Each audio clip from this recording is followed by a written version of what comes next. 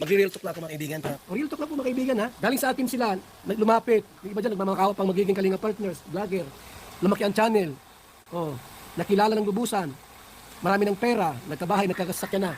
Ngayon po, ako nang kinakaaway. Si Mr. 20 Boy po, sa Boom Radio, nagka-problema sa Boom Radio, sa akin dumikit yan.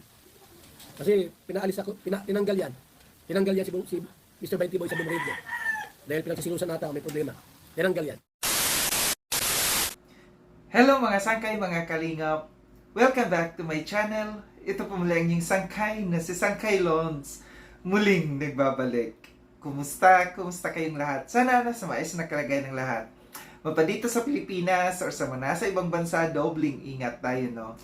So mega love shoutout sa inyong lahat sa Team Sangkay Original, Team Sangkay Sponsors, Team Kalingap, Kuya Val at Edna Kalingap Rob.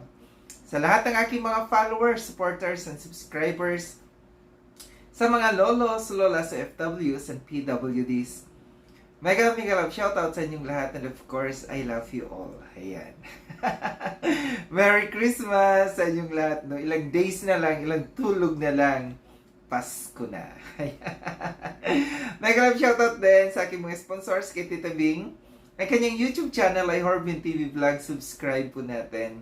Ang tita kong Viots, si Tita Mina Jaramillo at si Mamita ng San Diego, California. At sa lahat ng mga nagmamahal kay Sangkay, may ka-love shoutout sa inyong lahat. Ngayong araw na ito mga Sangkay, gagawa ko ng reaction video. Ito'y patungkol sa live ni Kuya Val ng isang araw, no? Or kahapon, no? Patungkol ito sa kanyang pag-real talk, no? Sa mga charity vloggers, sa atin na mga Kalinga partners, no?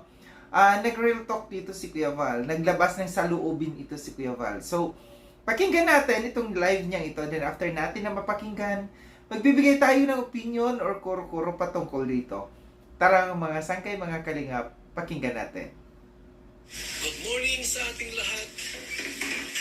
Mag-real talk na ako mga kaibigan para maunawaan nyo din po yung ating mga... Noon, ako na yung vlogger. Diba? Maraming nag-subscribe sa panahon ni Lola Damiana. Marami po. Kayo po saan kayo nakakilala ni Kuya Val? Panahon ni Lola Damiana pa? O panahon ni, The Walking Lula? Maraming nag-subscribe sa panahon ni Lola Damiana. That time po, wala pa akong mga Kalinga partners. Wala pa akong Kalinga partners that time. Nag-ano sila, yung iba nag-approach, lumapit po sa atin. At mula noon, nagkaroon ako ng mga Kalinga partners. Wala silang trabaho po. Wala silang maayos na trabaho. Ang iba tambay.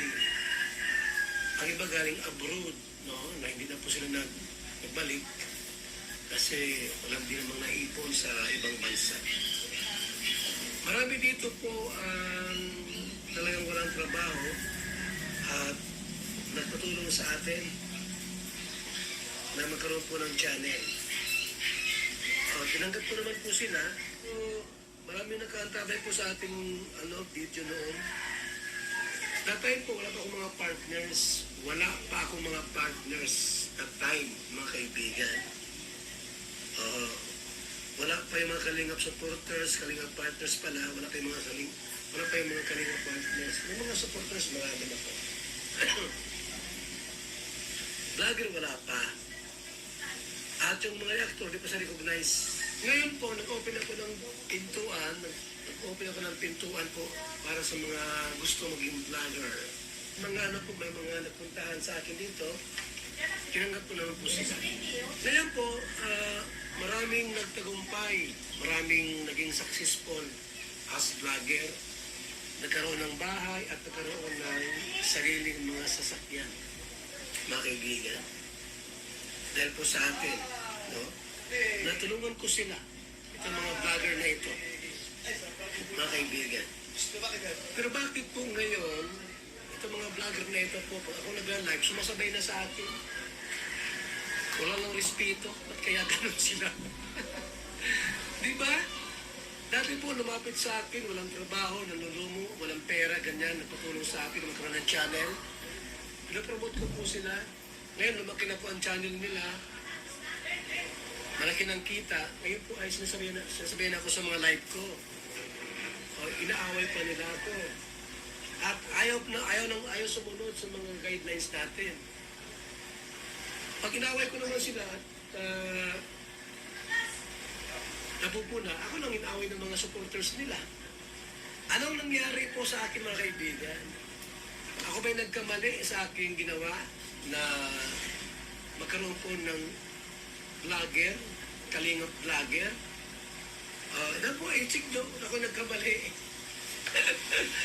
Huwag naman po sanang ganon, mga kaibigan. Diba? Yung respeto lang, kung alam nila ako binabas sa channel nila, abay, sawayin nila. Binabas ako sa kanilang channel, hinayaan lang na ibas ako. Samantalang, galing sila sa akin lahat. Real talk lang po mga kaibigan, ha? Real talk lang. Galing sa akin sila, naglumapit. Yung iba dyan, nagmamakawap pang magiging kalinga partners, vlogger. Lumaki ang channel. Nakilala ng lubusan. Marami ng pera. Nagkabahay, nagkakasakyan na. Ngayon po, ako na ang kinakaaway. Di ba? Ako na ang kinakalaban. Tapos pagka kinukurik ko naman sila, kinukurik, ako na ang binabash ng mga followers nila. Ano nangyari po kay Ma'am Santos Matubang? Sana po mga kalinga, kung sila po ay mayroong pagtanaw na utang na loob sa atin, abay, pakisaway po yung mga basing ninyo, mga basers natin. Halimbawa po si Jason Saldua, si Mr. 20 Boy, walang-wala yan mga kaibigan. Lumapit po sa akin yan. Lumapit sa akin yan. Kaya mahal-mahal ko yan eh. Merkado ko yan, mahal-mahal ko yan. Kinukurik ko sila. Kinukurik ko yung mga natulungan ko. Kasi kalingat pa naman sila. Abay tumulong sa landing pads. Kahit 1,000, magbigay sa landing pads. Kumikita ng 100,000, 200,000. Tapos, kung ako po may schedule ng live, ano naman kayo magsabay sa live ko? Bilang paggalang at respeto po sa atin. Marami dyan, yung inyong mga content, binabas na rin po ako. Hindi lang si Mr. 20 Boy. Halos lang, yung iba po dyan na malaki na ang channel. Pag may mga bashing, wala, hindi kinokorek. Hinayaan lang yung bashing. Samantalang ako po ang nagpalaki ng channel nila. Mali ako, tama. Tama ako, mali. Opo, di ba? Dapat po respeto lang tayo kay Ma'am Santos Matubang. Kasi nga po, pag sinusuway mo sila, may mga diehard followers sila. May mga diehard followers ito mga ito. Tapos, pag kinukurik ko sila, lumalaban na. Di ba? Ako na ang mali. Ako na ang masama. Isamantalang noon po mga kalinga, wala pa akong kasama, solo ko pa lang, wala pang vlogger, mahal na mahal niyo ako. Mahal na mahal niyo ako. Nung ako'y nag-open po, nagbukas ng pinto para sa mga kalinga partners vlogger, tapos kinukurik ko sila, ay wala na. Ako na ang kinakalaban, kaaway na ako. Grabe naman. Huwag naman ganyan. Yan po, real talk lang po yan mga kalinga. Real talk lang po yan. Tandaan nyo po, sila'y nagsimula po sa akin. Lahat sila po ay nagsimula sa akin. Mabuti po si Kalinga Prab, malaki ang respeto, kahit tuminting tatay niya ako, ay may mga anak na walang respeto sa ama. Every time po na mag-vlog, mag-live si Kalinga Prab, o yan po, kung wala si Kuya Bal, walang Kalinga. Kung wala si Kuya Bal, walang Kalinga. Wala kami dito, wala tayong lahat. Pero yung iba po mga kaibigan, pag nag-live ako ng 8 o'clock, sumasabay na rin po sa akin. Kinakalaban na po ako.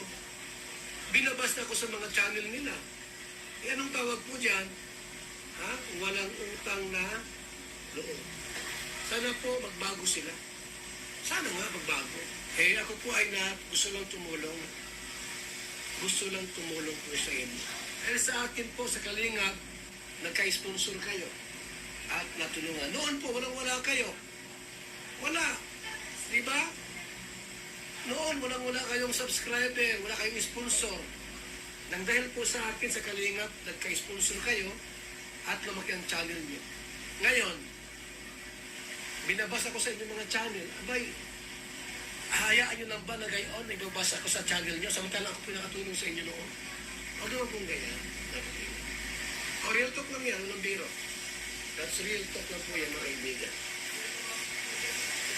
Ay, hindi ako marunong maghiyanakit o magtampo. Sinasabi ko lang po ang katotohanan, mga kaibigan. Nagkabahay kayo dahil sa akin. Totoo yan.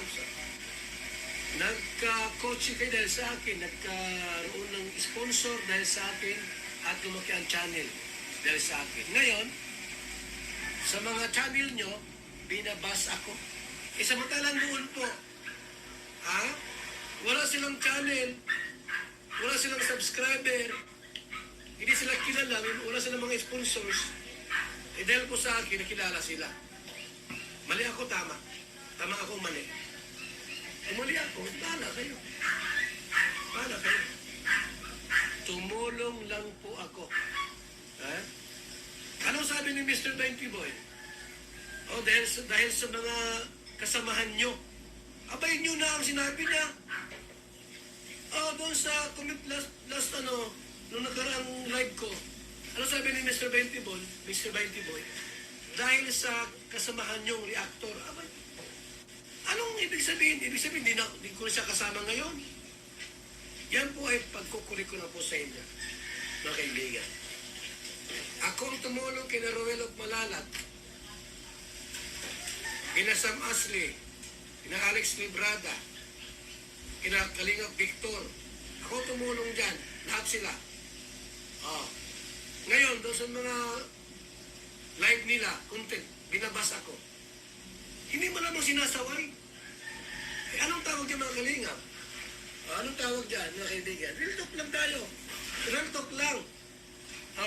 Ginaw. Dapat po,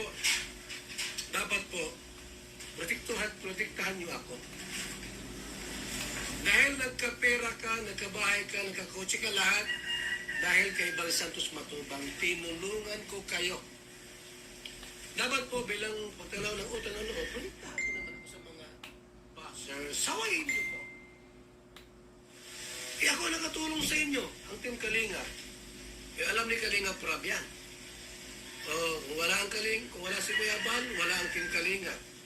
Kaya huwag nating i-bash. Suportahan natin. Sa mga landing pads, kahit kayo iwala na sa Kalingap, malakas ang channel nyo. O pagtanaw ng utang na loob, tumulong kayo sa mga landing pads. Yan ang ibig kong sabihin. Hindi mabubura yun, mga kaibigan. Hindi mabubura yun. Ngayon po, yung sponsor ko dati po, dahil sa idol nila, kinukuri ko, inaaway na rin po ako ng mga dati kong mga sponsor. Yung mga dati kong wala pa sila, wala pa yung mga partner na yan, solo pa lang ako.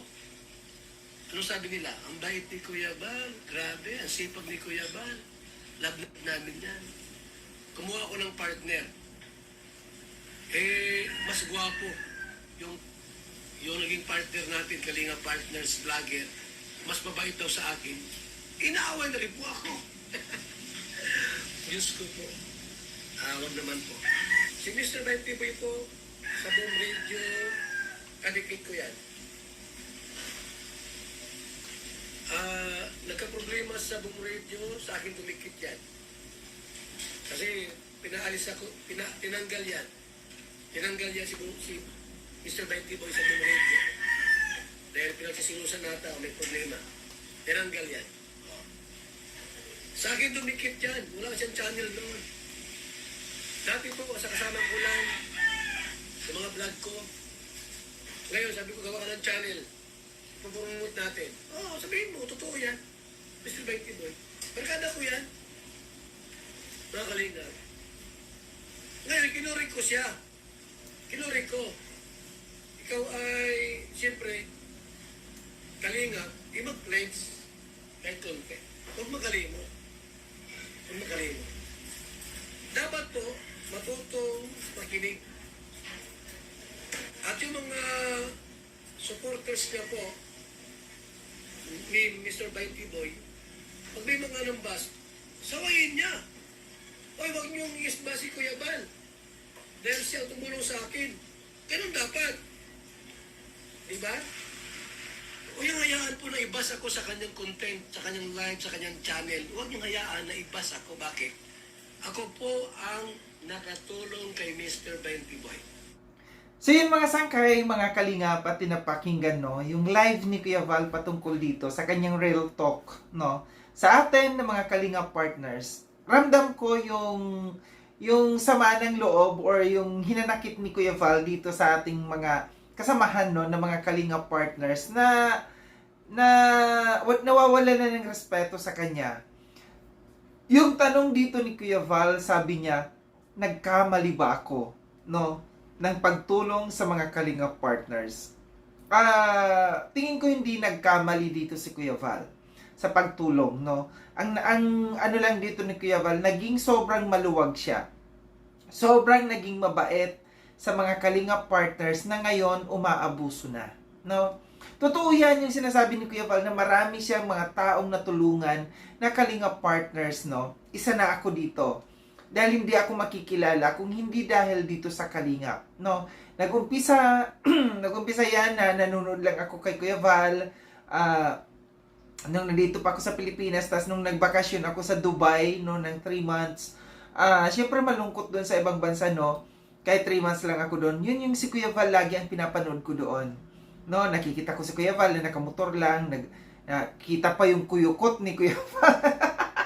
Sa totoo lang, kaya ako pinapanood doon si Kuya Val kasi pag nagbubuhat ng bigas si Kuya Val, tapos ano siya, parang hanging yung kanyang t-shirt, fit, body fit.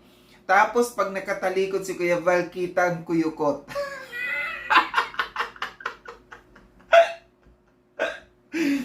Kita ang brief ni Kuya Val at saka kuyukot. Kaya si Sangkay nag-follow kay Kuya Val. Hindi, totoo lang. Mabait kasi si Kuya Val, no? Yung nakikita natin Kuya Val noon, nakakamiss yung Kuya Val noon na nagsosolo lang si Kuya Val. Solo, siya yung nagbubuhat ng bigas, siya yung nagvi-video sa kanya, no? Yun yung minahal natin si Kuya Val. Until such time na dumating yung pagkakataon kay Kuya Val na bigyan siya ng break, no? Sa lahat ng kanyang kabutihan, dumating si Lola Damiana. Si Lola Openg, oo, si Lola Openg noon, pero hindi ganon kasikat si Lola Openg kagaya kay Lola Damiana, no. Nasubaybayan ko lahat yan. So dito tayo nabigyan ng break, no, nang dumating si Lola Damiana. Si Kuya Val na mayagpag dito kay Lola Damiana, pero hindi niya ipinagdamot yan. Yung kanyang pagiging sikat niya noon kay Lola Damiana, hindi niya ipinagdamot. Nagbukas siya ng pinto, yung sabi niya, binuksan niya ang pintuan niya na para magkaroon ng mga kalingap partners. And nagkaroon siya noon na nanawagan siya noon kung sino yung mga gusto na mag-reaction sa kanyang mga videos kay Lola Damiana. Isa tayo, no, na naging reactor ni Kuya Val, no. And thank you kay Laura Beraket. Si Laura Beraket yung nag-ano sa akin noon na maipasok ako bilang kalingap reactors, no. Thank you so much. Ako'y nagpapasalamat. Ito yung panawagan lamang ni Kuya Val dito na sana irespeto pa rin siya. Marami, totoo yan. Real talk talaga ito. Marami ang mga nabago ang buhay dito sa kalingap, na mga kalingap partners. Andiyan na, yung mga mayayabang na dyan, no? Andiyan yung mga mayayabang na hindi na nga nanonood sa mga vlogs ni Kuya Val, yung mga live ni Kuya Val, hindi na natin yan nakikita sila, yung mga mayayabang.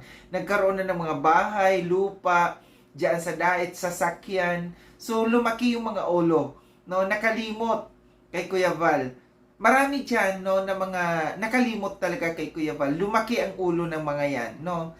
Nagkaroon lamang ng bahay, lupa, ari-arian, sasakyan, nagkaroon ng mga sponsors. So, nakalimot dito. Ito yung hinanakit ni Kuya Val, no? Hindi naghihinanakit si Kuya Val, no, na umasenso ang buhay ninyo.